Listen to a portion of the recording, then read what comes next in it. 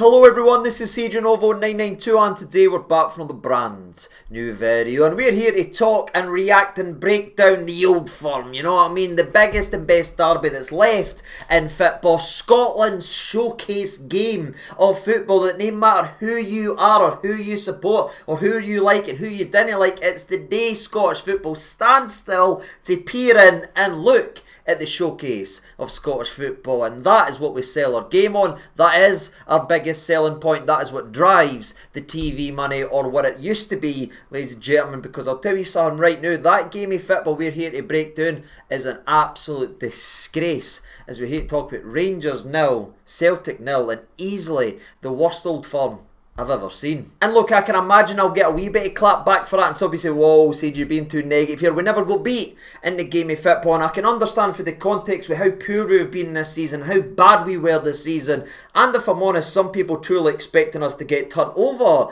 the day. The fact that we've not been able to get beat, we've kept the back door shut, and we've grabbed a point after what happened midweek and the embarrassment of the depths we sank to just a few days ago. There will be people who sit and say, right, CJ, I wasn't the greatest game in the world, but we got a point, we never got beat, we never got mauled, because we've been that way in some old firms together. And I understand if people want to say that, ladies and gentlemen, but for me, I'm really struggling, because it wasn't just necessarily the result, it was truly built on the performance, right? Because again, the old firm is absolutely everything, right? When you were away and going to school, high school, college, right to your work, the old firm, whenever it's on your calendar, that's the thing, you know what I mean? That's what made us all fall in love with our teams. That's what made us all want to be football players. It was this showcase, it was this game right frickin' here. It was the peak of everyone's childhood, it was the peak of everyone's frickin' hang turning around and watching these games. They're built into the memories. We can remember big goals and big moments. It's helped shape us as football fans, if I'm being brutally honest, and seeing what it meant to us and what it used to be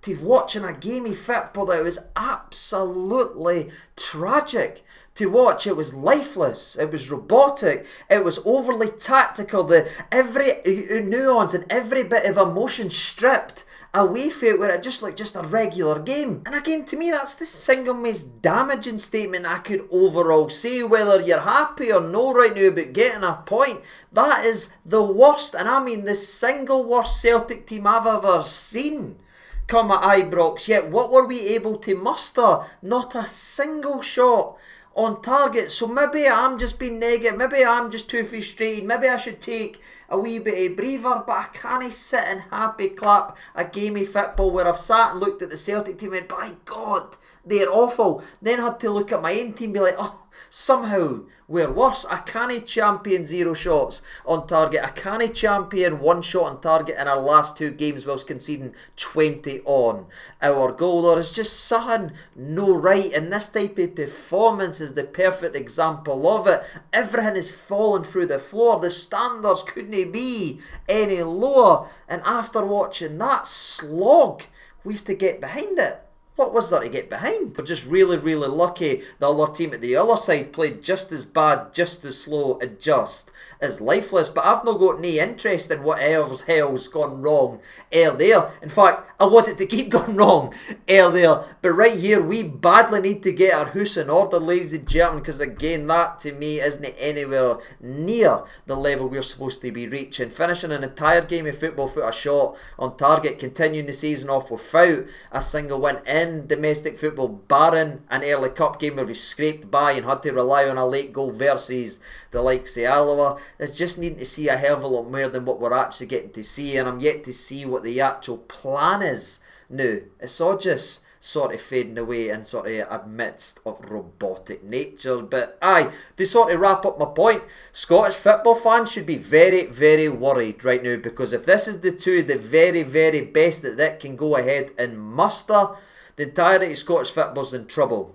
because that is miles away. But again, despite my frustrations about the overall performance, the overall game of football, there was a couple individual performances I thought stood out and at least were worth mentioning in terms of some positivity. And the first one right up is going to be the man that went ahead and led the line in the game of football. As I saw something for big bojan, right? He was absolutely starved the service, but you know what I like about him is he still went about and got involved in things and won free kicks and came back here and pushed here. He wasn't just standing up there like a big cone being like, I'm not getting the ball. And again, he was also pretty disciplined in when he pushed and when he done, so he wasn't just running about wasting his time the likes Danilo. I liked what Bojan gave us in this game of football. The amount of times where it wasn't going right, we would just lump a ball up to him. He managed to get his body on front, win us a ball and give us a chance to waste another set piece delivery. He done his job as a centre forward, and I think the best way to summarise his overall performance is, did you see the lack of anything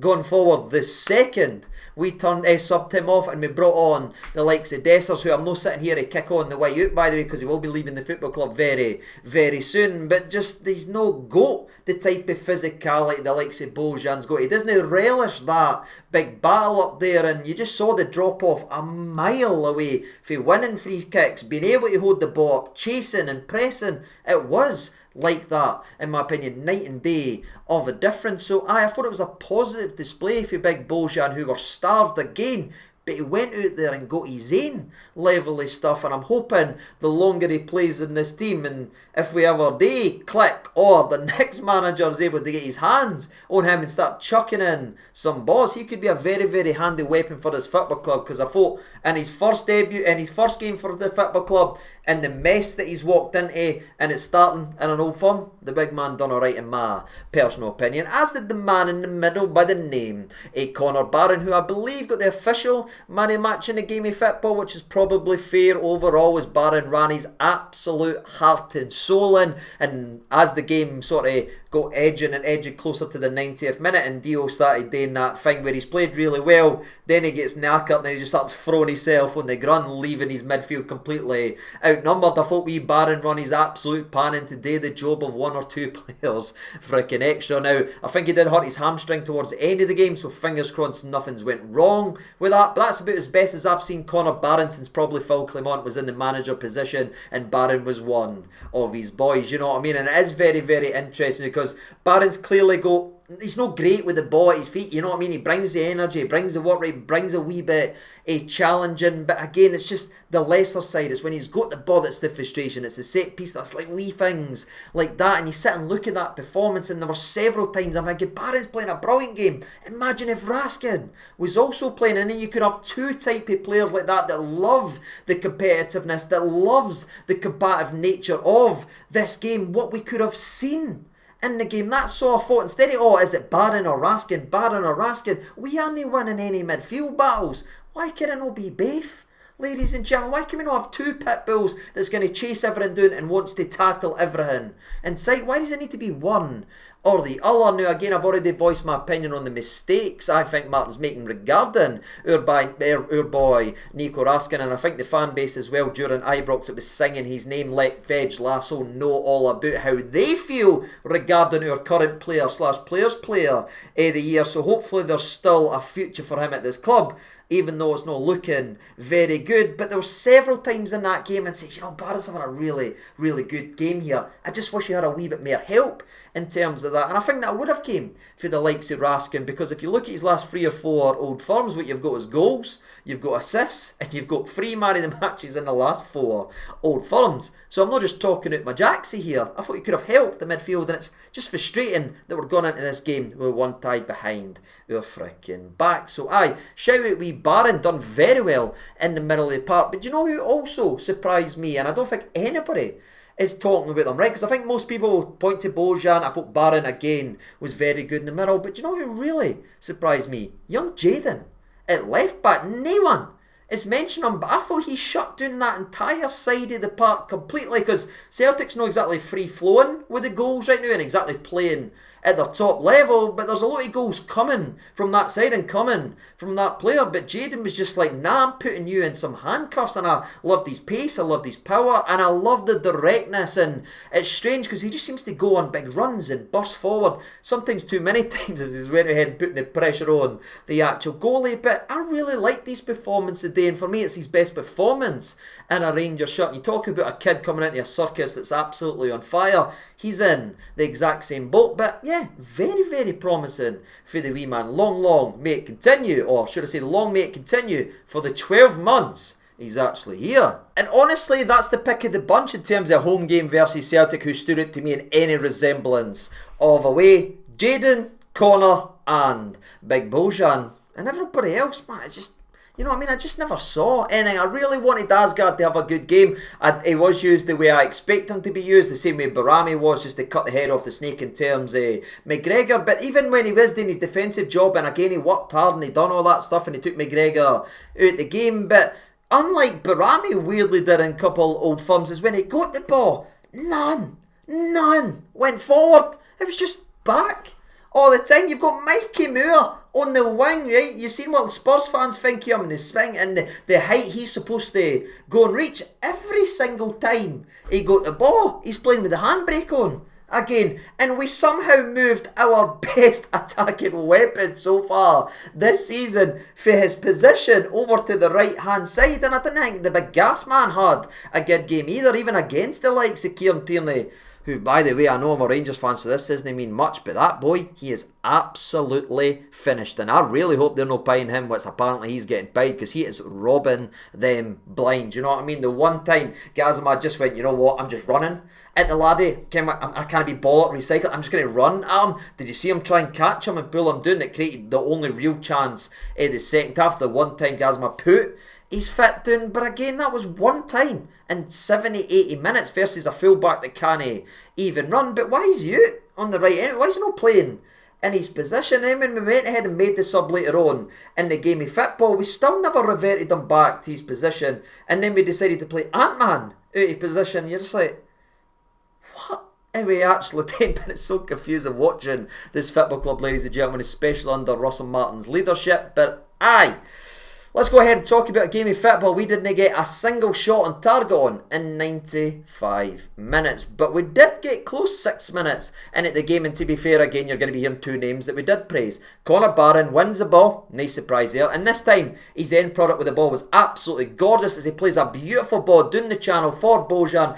Bojan's got the pace, cooks up Scales, and to be fair, I think the big man's trying to be very, very clever, and he used to do this versus us a lot of times when he was wearing an Aberdeen jersey, but he gets there first and he just waits for the contact, then he goes down at time. I think it's a penalty. I'm like, that's it, you know what I mean? Maybe he's trying to do it, but it's a penalty, you know what I mean? Because how many times did we see Carter Vickers do this? The ball goes in the corner and he goes, you know what I mean? But it's weird, they give free kicks for defenders falling there, and Goulton was great at that as well, but when an attacker does it, they're never going to get it, and I understand why. But aye, initiates the contact, he draws drop down, but that's something we've not seen. A ball in behind the Celtic defence, and a striker that can actually run with the instinct to go forward. So it was a nearly at that. Then the game slowed down for ages. Now, didn't get me wrong, nothing did happen, but we did have several opportunities to try and make things happen as we seemingly went behind Stoke FC with the long throws into the mixer that none of your centre-backs can get up and header a fit boy, you know what I mean? There's no surprise there. We have so many opportunities to just put the pressure on, but it's just wee silly things like at least block off one of them or have one of our centre-backs at least jump for the ball, but they didn't, and then we've got corner kicks and we're whipping them in, and this is where Connor Barron's frustration with the ball, because every corner kick was kind of wasted for the wee man, but he's trying to whip things in, but nobody can get up at a height that anyone's going to win. So we had wee opportunities, but again, the end product and the cutting edge quality wasn't there, as nobody again can win a header, and Scales had the easiest job in the world, just clearing that,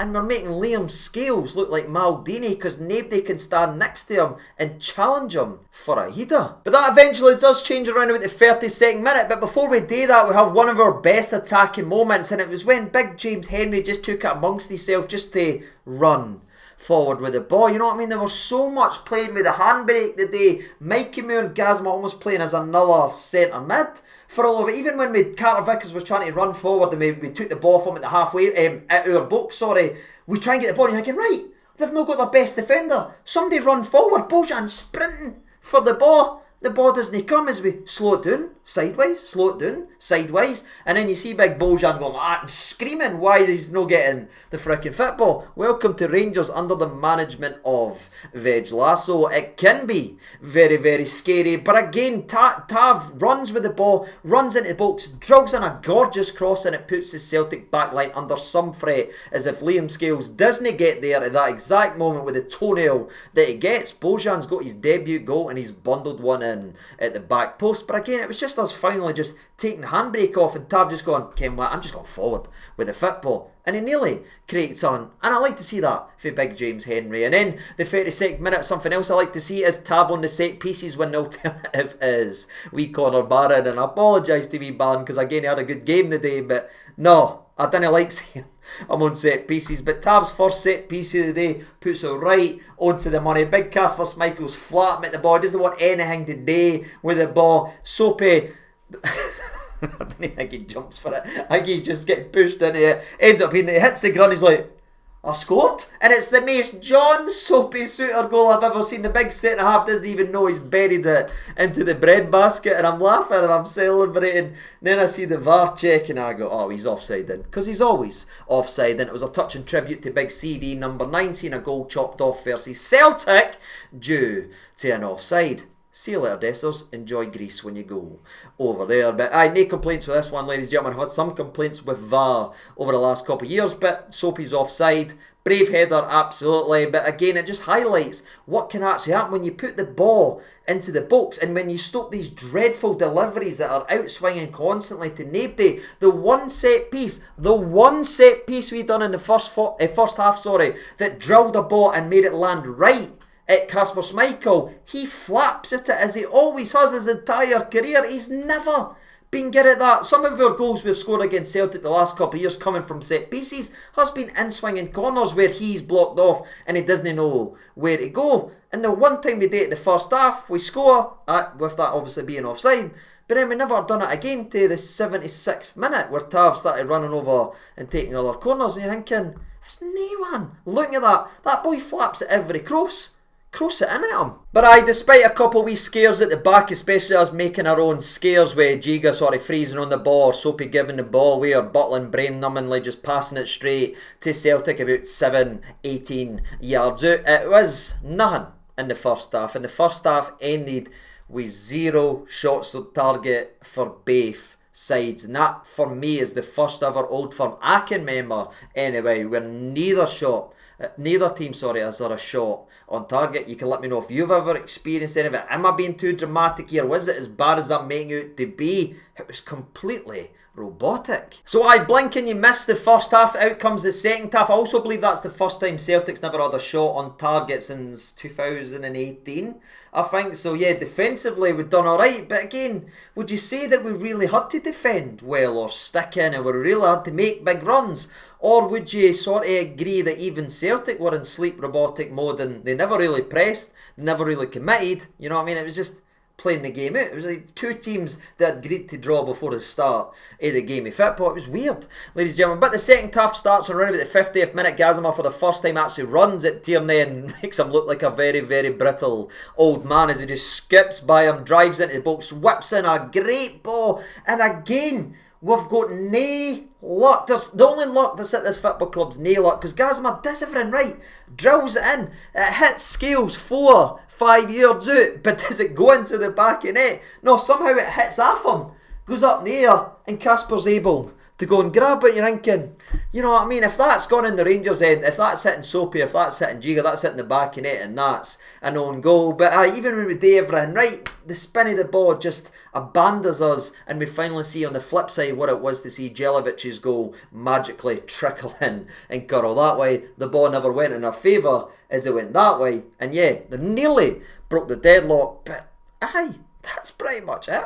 Ladies and gentlemen, the next thing we need to talk about is around about the 60th minute where Celtic have their first shot on target, and even that is a nothing shot for hatate, 30 yards out. I don't know what's going on with him either, by the way, but where he used to scare me to death when he first came to Celtic. I remember he scored 2 goals on his debut. He was scoring screamers, he was pulling strings, he was picking balls to Kyogo. That boy's an empty shell of himself right now. Even the shot was none, it was just straight ball. I think it even trickled across the ground. You're thinking, wow, what's happened to him as well? Does he want away? I don't know what the drama is there, but I'm delighted for it because he was pretty much an empty plastic bag. But again, it's unfortunate we never had anything to really go. And speaking of empty, by the way, nothing else happens. Substitutions start to happen. Engels once again gets substituted off early. And see, if it wasn't for him and Dio doing a wee bit of wrestling moves off the ball, I'd have forgot that kid went ahead and played. You know what I mean? I believe they also subbed off their other Belgian player around about this time. And honestly, honestly, you could make an argument that Raskin was sitting in the house today watching a game of football, yet somehow, some way, he was still the best performing Belgian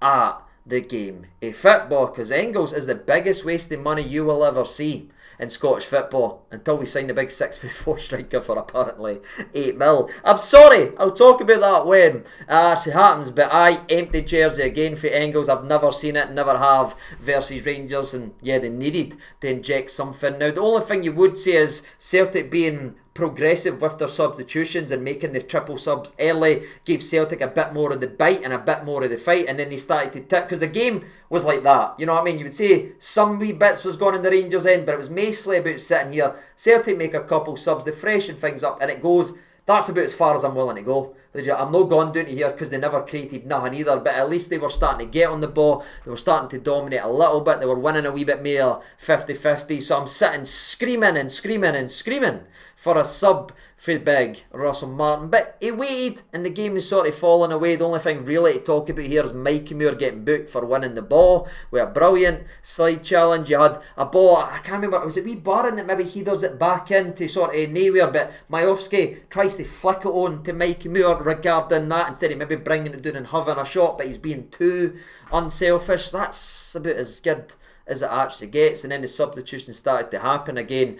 Bojan went off for Cyril Dessers, and again, if it was a movie, the big man before he goes to Panathinaikos, it could have been storyline, it could have been peak, but we may as well not brought him in because he wasn't involved. No, you know what I mean? The big man ran about, but he never held the ball, never won us anything, never linked the play up. It was a waste. Yeah, sub, you'd probably be better keeping Big Bojan on. At least he was ruffling up some feathers, and you brought an Ant-Man as well, but he went out on the left hand side rather than the right, so you had Gazima out of position, uncomfortable on one side, and then you had Ant-Man out of position, uncomfortable on the other, and you sit and glance at it and be like, does Martin even want to win this game? It certainly didn't appear so, and it certainly never looked like it was going to happen on the park as well, because we need to skip another 10 minutes, because the only thing we've got to talk about for the game is another substitution where Barami came on for Asgard. And the one thing I will say is, where the other subs never grabbed anything or looked like they were going to do none or be a resemblance and involved in the game, I thought Barami sub, he won a couple balls, tried to make a couple things happen, least ran about and put himself about. It was impressive display, and I'm like, so are you a good player or no, Barami? Because you're confusing the life at me, but I'd say he offered more in that game than Asgard did for the majority of the old match, and so did we Finlay Curtis, winning a couple set pieces, but again, chucking him out on the right hand side. It was a lifeless game. It was robotic. Again, I've probably said it far too many times, but even bringing on young laddies that really want to be here, the likes of Finlay Curtis, just nobody was willing to step out for where they're supposed to be and be like, I'm going to go here, I'm going to overload here, I'm going to run in behind here. It was just safe. Let's not get beat here. But I guess as the game ends, you know what I mean, it's sleepwalking, you know what I mean. We had the opportunity for the 91st minute and the 92nd minute to get the ball forward. Both times we passed it all the way painfully slowly back to the goalie to then just hit a long ball to nobody that Dessers wasn't going to win. You know what I mean? Is that football? Is that the tactics? You know what I mean? Is that football at its best, or are we just trying to slow the clock down? Oh, sorry, slow the game down to drain the clock and then just booting the ball away to try and win a throw in so we can do the exact same thing again, just to see you and grab a point. You see why maybe I am frustrated, ladies and gentlemen, because I was nearly like, let's go and win this game, let's go and win this game, there's a minute left, let's pile people in the box, let's go ahead and win it. Nearly it. It was just, again, both teams, yeah, we're happy for a draw. And that is the game, and that is the set, and that is the old match. It finishes 0-0. Again, the worst old firm I've ever seen in terms of commitment, work rate, desire, and a bit of heart. And it's really worrying to me, and I was almost yawned at the exact same time. That's how it's drilled it into me. I'm nearly yawning as I'm talking about the game of football. But again, that is it. Maybe I do need to sleep on it. Maybe I do need to see some signings, and maybe it will perk me up. Maybe I'm completely wrong. You can let me know. But I just didn't think an old firm should ever peter out like that. I didn't think both teams should ever just settle for a draw. It just didn't seem right. You know what I mean? There's got to be more. There should be more, surely. You know what I mean? What? Finishing another game at Ibrox with 0 shots on target. It's another game we get outshot. Again, it's been every single match so far this season, barring Dundee. But again, they scored a goal as well in that game, and we only scored the exact same as them. So we didn't really differentiate in terms of that department either. But that's it, ladies and gentlemen, boys and girls. You should be seeing me again before we go into the international break, as there should be some signings. And what I'll make a promise to you right now, right? I'm frustrated now. I am very annoyed right now. I'm disappointed to know, but for every video I make in terms of new signings, I promise to pick the level up and have a smile on my nash, right? Just to try it cheeries up, because if it goes the way it's supposed to go, we at least should get one really, or well, good, solid option, and one that's going to be very, very controversial if it comes around, but we'll talk about that at the time. But there's the game, there's the set. It is 0-0. Russell Martin lives to fight another day. Did he show you enough for this game of football? Let me know down there in the old comment section below, and as always, I've been Siege92. Thank you so much for watching. Shout out the legends that are signed up to the channel legend memberships, to the supporters as well. It's never lost on me, you guys are signing up into each and every single one. I'll see you in the next video, which could be soon, it could be later. You never freaking know. But until then, all the best and bye.